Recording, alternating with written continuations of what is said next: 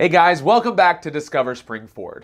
If you're just joining us, you may not realize all the different hats that I wear. In addition to being a real estate agent, aspiring actor, husband and father, I'm also a musician.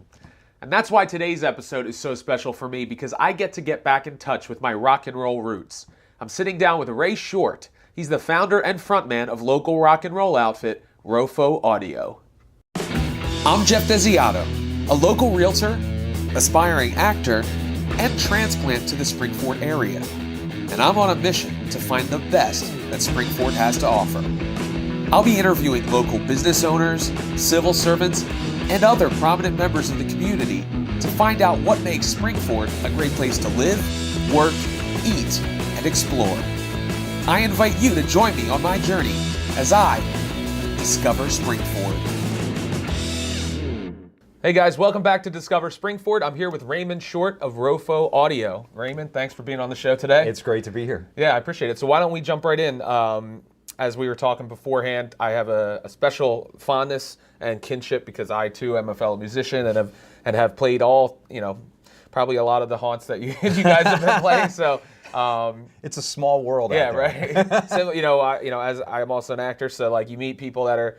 They're also, Joe Cerisi, who's the president of the school board here, he also pursues theater, so we had a great kinship with that, so I'm really excited. I know Joe because we had kids that played ball together. Oh, did you really? Yeah, so one of the amazing things about this show is like everybody I'm meeting also knows everybody else. So. Eventually, Royersford is this big. Yeah, right. It's true. So why don't you take me back to how you got, obviously you started playing, I would imagine, as a youth, like many of us. So. Sure. Yeah. My quick story personally is that came up, started with trumpet at Royersford Elementary, and probably picked up guitar a couple years later, like moving out of elementary into, this is dating my age because I'm going to say junior high. That's but right.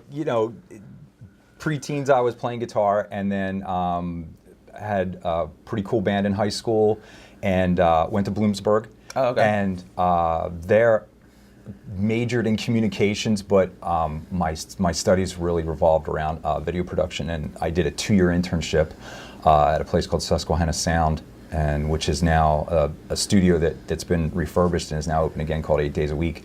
But cool. That's where I did my junior and senior year of college internship with a recording studio. So, that's cool. So you I was really kind of were in the mix from early on. I was into the production side and also the guitar playing side. And then, in the 90s, did some cover stuff. We had an original band called Noontide. And then really the professional part for me really started when Andy and I started a cover band called The Nameless Few. Okay. And then that was like almost a 10-year run of, pretty legitimate stuff in the cover band world up and down the East Coast. And we were signed to a great management company called Shore Bets. And we made the rounds to pretty much every Shore Point casino that there was on the East Coast. So.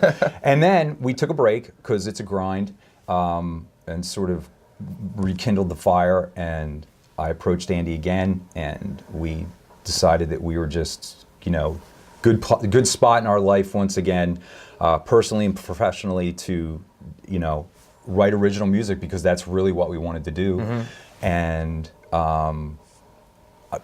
developed a small business model that I wanted to try to execute, and because you need that today. Mm-hmm. And that sort of was the birth of Rofo Audio, and that's how we started. Yeah, that's really in 2014. Important. Yeah, okay. In 2014. So, obviously, being someone who, you dated yourself a little bit, it's a lot different when you're starting a venture now. You need to make every minute count almost, because you have kids and a wife and all that stuff. It's definitely, and I think regardless, and that's one really interesting thing about your show and what you're doing with all these businesses here, is because I think there's so much parallel universe that we all operate in, and even though, like specifically Rofo Audio is sort of in the arts aspect, we're still service-based. Mm-hmm. We still need a clientele, we still provide a product, whether it's a live show or CDs or, entertainment, however you would want to seek us out to use us for that. But we're all in the same, between Anne Marie's and Nelson's Ice Cream and Integrity Tattoo and Chaplin's, who is more in our world, but we're all surviving with the product. Mm. And so when we started this band, to your point, the other part about like our world is it's not like it was in the 90s. Like there's no record deals to be had unless you're Katy Perry. Yeah. So, and so it's all very, things can be very internet based. And at the same time, we come from a place where I knew the success early on with all the old bands that you and I could probably name that we love, that some of them garnered a lot of success because they got record deals that allowed them to develop. Those were developmental deals. You got signed to a 3 and 4 year record deal back in the day, and you were allowed to come up in the ranks. And there's no more ranks. No. So what we did is we said, okay, if we're going to commit to this, then we're going to essentially start a label and start a production company, and we're going to allow ourselves to be able to house our band under that and do that again. Right. And so that was the base model for which we started the first album, Now Broadcasting. It was the mentality is that, okay, so we're going to go into this and we're going to basically, and we outsource legal, we outsource the production of the record. We're not the kind of band that's like, oh, we have a laptop, so let's like do it ourselves. Because I think a lot of indie bands fall way short in that realm. Right. But that was our idea, was we're going to give ourselves so many years and so many albums to allow ourselves to grow and build, and here we sit like writing our third. So we're really happy. That's really cool. You mentioned Chaplains. I'm actually meeting them today at 3 o'clock to do another interview. You'll love Chris. Yeah. Chris is great. So they'll air back to back actually. Your shows, nice. Chaplains, and your show. Nice. So and probably a lot of the stuff that I say, just in terms of theory, Chris will probably bestow too, just in stuff that he and I have talked about, because he does have a room, and he has that whole part. But he's also like a studio guy. He's a beautiful studio in there. He does video production. I mean, he's same thing. Yeah. You got to be sort of a jack of all trades. Exactly. But you have to be able to exist within the community and also have the relationships and stuff. One of the things that I've done, it's very similar, different industry, but like you had said, there's a lot of parallels. Yeah. Building this Discover SPRINGFORD media company essentially as like the front-facing thing. You have to, and like you had said, there's not. You watch like the behind the music stories about Queen and all these things, and they just like basically like walked into a record company and they like gave them their demo and they signed them. Like that doesn't happen, and there is no system like that. Now that being said, we also, and we work very hard at it, but we basically, Andy and I decided that we would have a two-pronged approach, because there can be, and again, I think and these are just theories that I've worked with and that I've tried, and we're still in the middle of trying. Yeah. But we sort of took a two-road approach where we were going to do like a very grassroots thing, which what we're doing.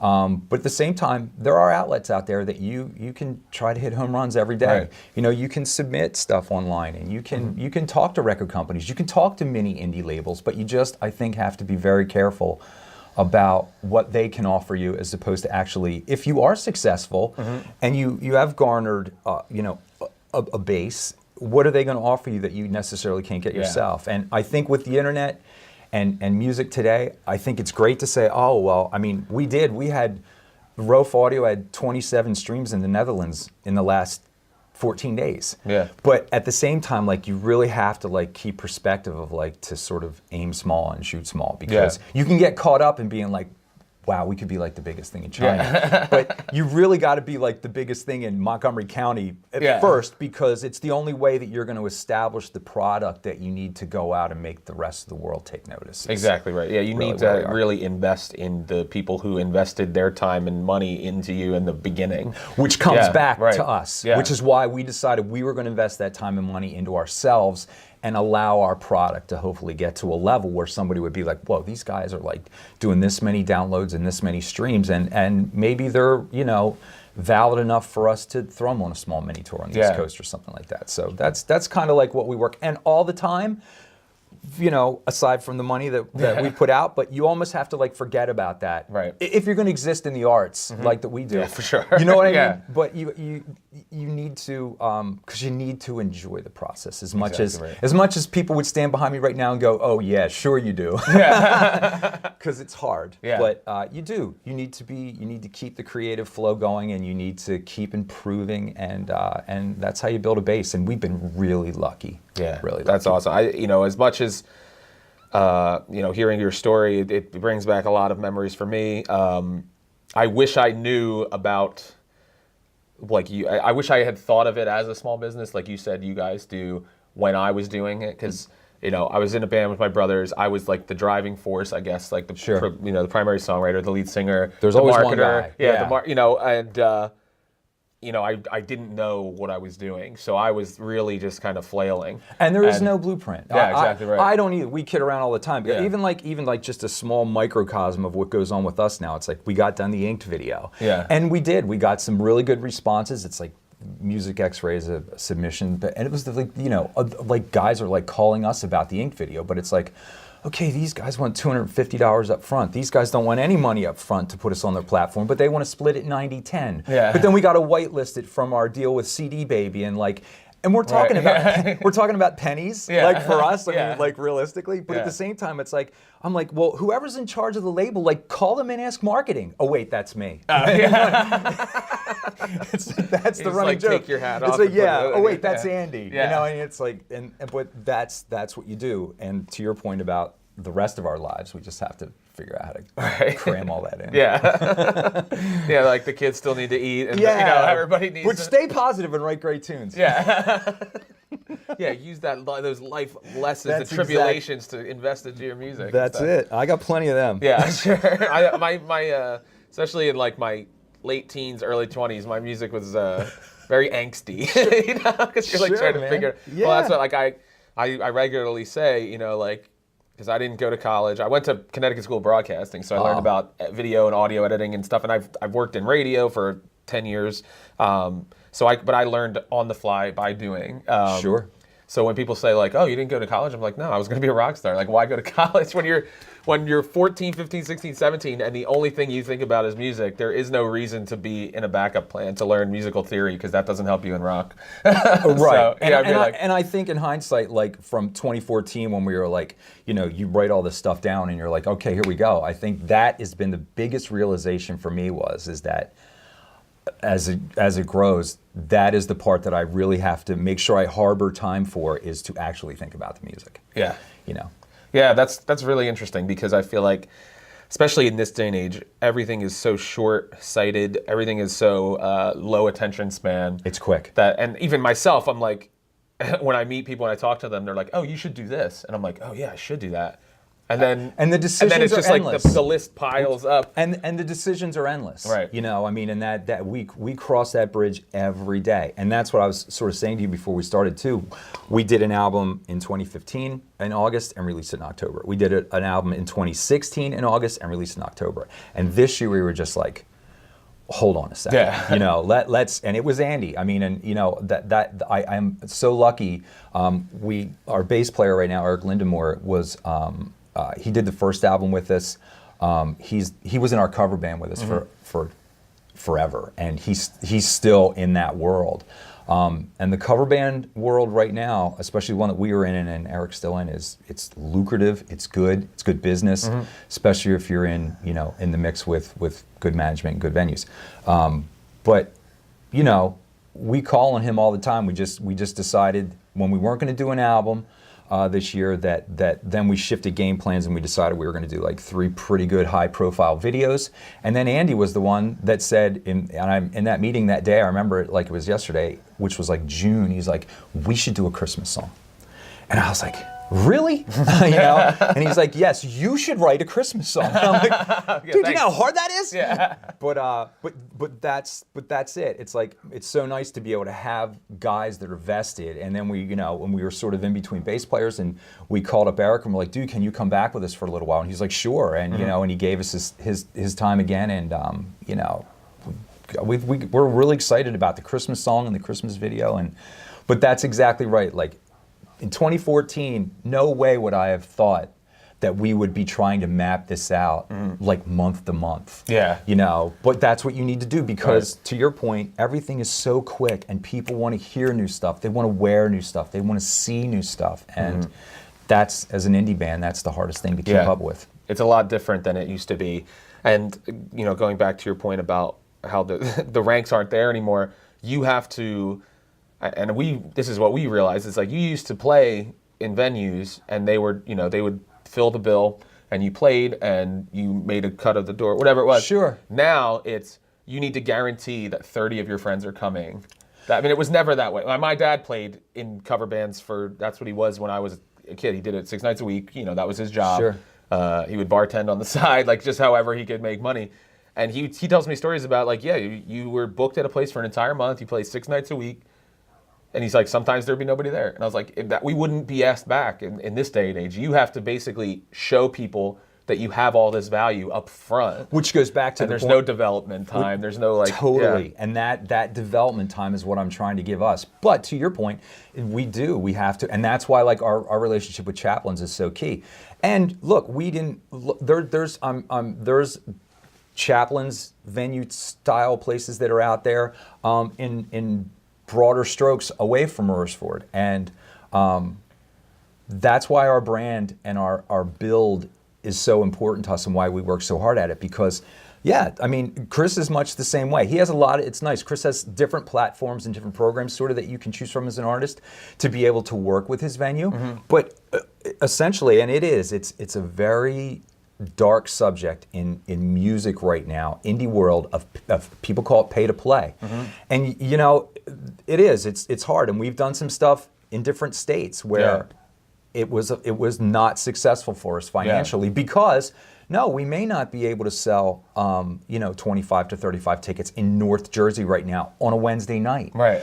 But quarterly, can we do very good by ourselves in Chaplains? Mm-hmm. Yeah. And that's what and now we build from there. Yeah. And that's really where we start. Cool. So tell me a little bit about the guys in the band, Right now, Drew and I have been playing together forever, multiple decades on and off, and he's not only a great drummer, but he is, especially in this band, he is my go-to with all major decisions. We basically both decide together, and also the way it works out. He's involved in the construct of a lot of the songs, just in terms of arrangement and stuff. Mm-hmm. I am the catalyst for a good portion of where we're going with the tune, and then I self-professed can only get so far. Mm-hmm. Come down here, whether Eric happens to be in that session with us or not, and we kind of just sort of try to march forward with it. So, Andy Mahalchik on drums and Eric Lindenmoyer on bass, and it's been great. We're so excited about the Christmas song. It's so weird. It's weird writing into July. Yeah. It's weird cutting in September. I always wonder, it's a strange process, man. And and I talk about it all the time. Our producer that we use on our album, his name is Brett Alexander. He's got major chops all over the state, the world. He's pretty renowned. So where do you do the primary recording and things like that? Brett has a studio now called at Bloomsburg. When I had interned, I actually interned for Brett. He was the chief engineer at Saturation Acres. He was the principal, one of the principal songwriters and guitar players for the Badleys back in the 90s, and still has great stuff coming out now. A band called Gentleman East, and then he collaborates with a bunch of guys and also does some solo stuff. But he has a studio now in DuPont. In the Scranton area. Oh, okay. So we've stayed in touch over the years, and once we got this together, once Rofo Audio came together, he was sort of like our first phone call, and he was totally into it, which was great. And so now, like for 3 years, it's just been like a constant with him. That's awesome. Just feeding him. We even talked a couple days ago, and Brett was like, "Dude, start sending me because we're going to try to get up there." And the game plan is to do the next record late winter, early spring. Okay. And so he's already like start feeding me demos now, kind of a thing. So up to Scranton, and we really like it there. That's cool. Yeah. Yeah. So it's not too far. No. Yeah. No, and we commute. Yeah. Yeah, we commute. We do. You don't do the Zeppelin thing and like rent a castle. I did. Well, we did. It wasn't quite a castle. It was like a day's inn. Yeah. We tried to stay up there for the rough tracks for the first record, and that was cool. But we can commute. It's easy. Yeah, it's not too bad. Yeah. As long as it's not during rush hour, unfortunately. You got it. Yeah. So, what are some of the things that you have coming up in the immediate future? Obviously, this is airing in the winter time. We just released the Inked video, which has been September 25th for us. It's like going on almost 2 weeks this coming Monday. So. So end of September, we just released the Inked video. That was the biggest project. Fold, our video first single, Fold from the Reach album video came out in June. And then June 14th and July 1st, we started principal photography for Inked. So it was like bam, bam, bam, bam, bam. Yeah. So Inked was a big deal because it was 7 different shoots. As you know, we incorporated like 4 different businesses outside of ours in Royersford, and they were all gracious enough to open up their doors. And so that was a lot. Yeah. And so that just came out. We're so excited. It's been not even 2 weeks. We were almost probably top 800 views, which is big for us. Yeah, that's awesome. 800 views on our YouTube channel, not Facebook. These aren't pass-bys. These are guys like the people that sought it out and watched the video, which is just great. And so we're continuing that. We tracked the Christmas song 2 nights, and we didn't go to Brett for that. We had gotten comped some studio time from a guy who's like a fan of the band and knows Andy, and he was gracious enough. Beautiful studio in Bucks County on this horse farm. Went up 2 nights, tracked the Christmas song, and now we've just secured. We're going to do. We're doing our Thanksgiving Eve show is going to be down at the microbrewery, Tuned Up Brewing, right in Spring City. Yeah, I'm in talks with them to interview them too. Awesome. I think next week I'm going to be over there. So. Clint's a great guy. Yeah. So we've just graduated from Bloomsburg with a dude that does open mic night there every Thursday. Okay. Went down to just see Ethan and hang out and play some songs. Got to know Clint, loved the venue, and we talked with him. And now we're doing which around here is a good show. Yeah. We're doing Thanksgiving Eve there, and then we're also going to shoot the Christmas video in that setting. I'm writing that now. So it'll be Christmas song is tracked. We just did all legal for it yesterday. We're going to start hopefully principal photography for that within the next 2 to 3 weeks, and then hopefully we'll definitely have the single release. The actual sort of release party will be the show down there, and we hope to have the video done soon also. Oh, that's cool. So tell me, just out of my own curiosity, when you say the legal part of the song, that's always, I think that's probably the part that I failed at the most. So what is that for the layperson? What does that entail? Like when you write a song, you want to record it, and then you take it from that point to actually putting it out in the world. I'll tell you, and I'll also put an asterisk in front of it, that a lot of people that are in the business of like indie bands and musicians and stuff, like a lot of them think I'm crazy because of the time and the effort that we do and money that we put into it. But I just, because there's so many theories right now that, and it kind of, you have to do a ton of research to really figure out what is right for you. Yeah. And what's right for me is has always been just to cover all my bases no matter what. And you have to believe in your songs. If you write a song and you're like, whatever, if so-and-so picks it up and wants to throw it on his podcast, I don't really care. And we're just not like that. I mean, we don't write 25 songs and picks the best 8. We live with these songs, 8, 9, 10, whatever winds up being on the album, for a year. And they mean a lot to us. We love them.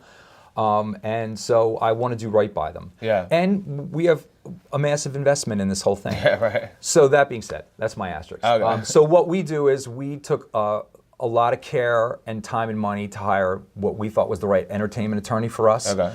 And we work with a guy named Joe Ferris, who's in a very big firm down the city, and so we just call him Lawyer Joe. Yeah. So whenever there's any question, and even like the Christmas song is even like starting to take off just because Ink took off for us, and we've been starting to sort of plaster around social media that we're doing a Christmas song. We've been getting responses, and I had a contract come across the wire the other day that was like, hey, we want you on our Christmas compilation, but here's our contract. And so we're right down to Lawyer Joe. Right. So what we do is we basically have a lawyer on retainer, an entertainment attorney, and we basically feed him our paperwork just to make sure. And then when all of our songs are done, we send them to him and go through the copyright process the right way, not mailing cassettes to ourselves and not. I did that when I was like 15. So did I. Yeah. And not sending emails out to all our friends and saying, look, I'm sending this to you just so if I need it, I have an email trail. With a timestamp on it. With the timestamp on it. It's like, dude, that is so not going to work. And in this day and age of recoupment and how many pennies do you actually want to fight for and that kind of thing, it seems illegitimate.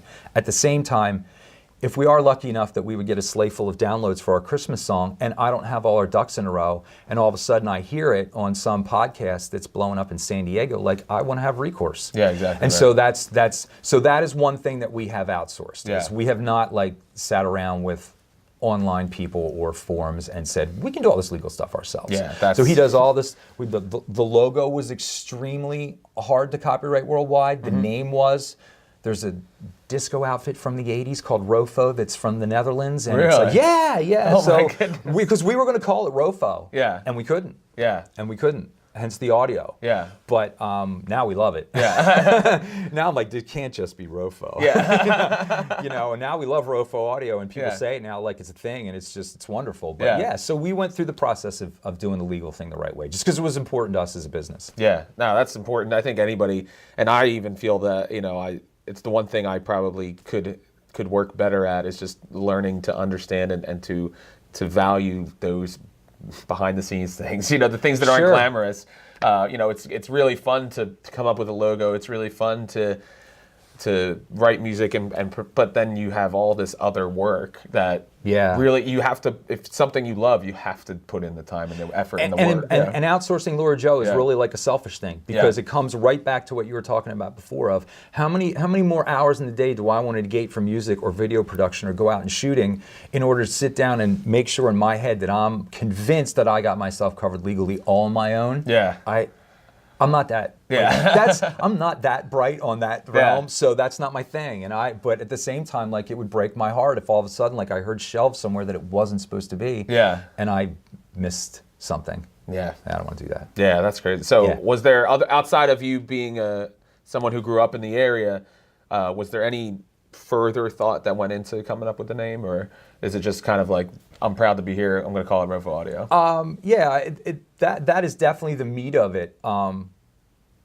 And at the same time, like, you know, and Rofo for me, if you lived here now, and I've been here since third grade. Okay, so it's a long time, and for me, it has always been that. I mean, like, for us, and like 7-Eleven was called Sam a Lamb, like, for whatever reason, and it's like, so it's always just kind of been that thing, and Rofo has always been Rofo for us.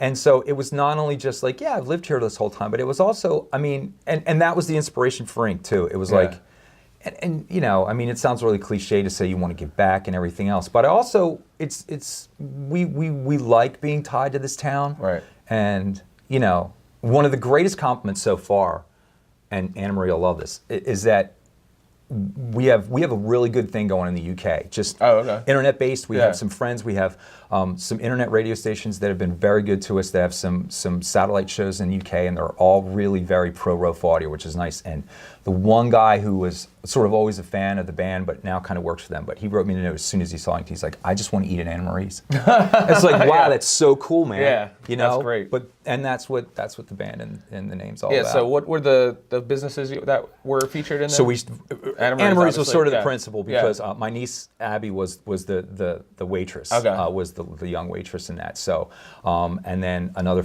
friend of ours, Ann, was sort of like her older sister waitress sort of character in the thing. But we based it out of Anna Marie's and then kind of branched off from there. Abby then looks like she got a tattoo at Integrity. Abby's sort of love interest, Matt, who's in line at Anna Marie's, but he makes a beeline and goes into Ashley's, Sweet Ashley's chocolates to get her some stuff and bring it into her, and he kind of slides it to her on the counter. Like, so we shot a bunch of stuff in Sweet Ashley's. And then, of course, we did all the principal band performance stuff at Chaplin's. Yeah. That's awesome. Yeah, so I'm excited because it's, you know, I've sat down with Anna Marie's, going to be sitting down with Chaplin's. I've reached out to Integrity. So, I'm just trying to... It's cool, man. Yeah, I'm trying to get as connected as possible. So. And we all appreciate it. Believe me. We really do. It's hard. And to have somebody reach out and say, hey, I'm doing this, and I'm doing it for all the right reasons, and I want to include where I'm at and figure you guys all out, it means a lot to all of us. Yeah, I appreciate it. So, I mean, I'd love to, you know, we'll definitely be linking out to all your information. Cool. You know, throughout the episode, you guys have been seeing some shots and pictures and things like that. So, you can find us out. Here's the big plug. Our distribution is right now almost wholeheartedly through CD Baby. Everything goes through them. That's what we do too. We're CD Baby. But at the same time, you can definitely buy a CD there. You can also just click the shop link from our Facebook page, the band page, and that'll take you right to CD Baby. Other than that, we are streaming everywhere, and you can download us anywhere. All the majors. So that's great. you can find us anywhere. Okay. Just search Rofo Audio on Facebook. That's it. Yeah, that's good. Yeah. Anything else? Any other social media stuff that you got? We're on Instagram at Rofo Audio Band. On Twitter at Rofo Audio Band, and we pretty much as I'm sure you know, that is a full-time job It is too. a full-time I mean, like people are like, you need to be on this and this and that. I'm like, there's no way I'm doing anything. I barely tweet, man. Like, that's my Twitter is just synced to my Facebook. I feel so lame sometimes, but I do enjoy Instagram on off topic. Like I find that really works well for us because it's much more instantaneous. I'm sure people are trying to call me now because they're going to yell at me because I don't tweet enough. Yeah. But I like Instagram, love Facebook. I mean, I think that platform has been really great for bands. But yeah, it's like a full-time job. Yeah, man. totally. I mean, I think I still have a MySpace page somewhere. I haven't touched it. Or Pure, remember Pure Volume, that website? Yeah, Have we ever into Pure I Volume? wish one of these would go to that dinosaur place so I don't have to worry about it. But it seems pretty relevant still, so I try. Yeah, it's funny. Someone was like, they referred to MySpace as like the amusement park that's broken down and nobody wants to go to anymore. Pretty much. Yeah. But yeah, I mean, but go there. If you like what you see, please share. Buying a song, downloading an album, whether you buy a physical copy or you download it, it's nice. We're in a very good position to still recoup a lot of the money because of, us still being on our own. So it's not like you're downloading an album and we get 3 cents. We get good money. Streaming, if you have to, okay. But, I get it. Everybody loves their Spotify and streaming Apple Music. So we do get barely pennies. Yeah. It's like 1/100 of a penny. If you'd like to support the band, we do ask that, you go and you download music and you share our pages and share our links. We really appreciate that. I really appreciate it. So, Raymond, thank you so much for dude, it was a pleasure. Yeah, we could go on and on and Sure. on, but I have to really hold myself in check because once I get going, it's ridiculous, as many people probably have seen in the episodes so far. But yeah, what's coming up next for you guys? The Christmas song, obviously. We're gonna get through the holidays. Like I said, hopefully we'll have a slate full of downloads, and we're doing the show We're also doing a show for a guy that we do a lot of Lehigh Valley stuff. Okay. So we got a show coming up that we'll be posting soon that we just secured yesterday, December 1st, and then we'll kind of. There'll be scattered shows and openers in between, which you can always find out on our websites. Yeah. But then we move into pre-production for the new record. Yeah, new record 2018. So we'll be there. Follow along on social media so you guys can see the process in action. So, Raymond, thanks a lot, Thanks again, man. We appreciate it. Yeah, no problem. All right.